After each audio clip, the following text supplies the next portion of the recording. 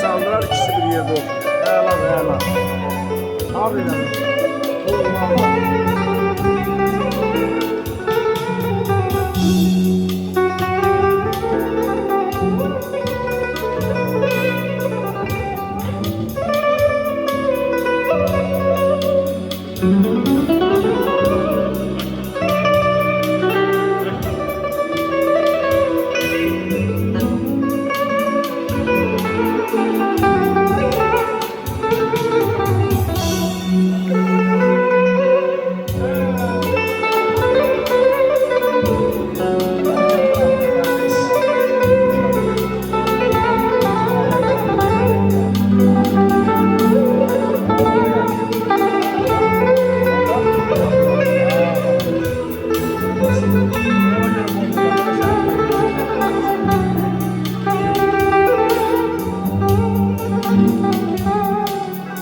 Balçının laylası.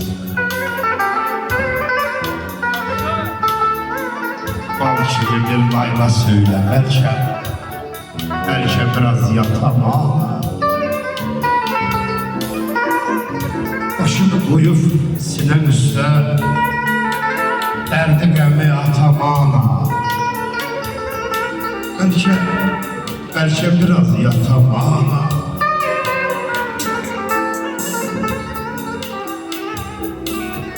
Atasızam görme vaxtı, atasızlık beni yaktı. Sevindir bu kara baktı, sevindir bu kara baktı. De ki geldi atama. Belki biraz yatamana.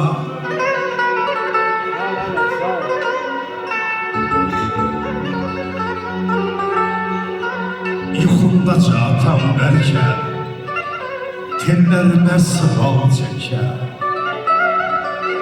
Xoşbəxt olan bircə tikə, dərdi qəmi atam ana.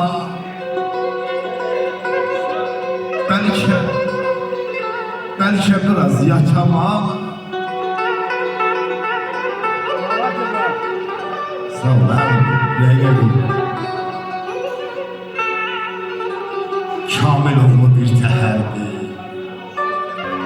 qəmi əkif dərdi. Laylan şirin bal şəkərdi, bircə qırnaqda babana.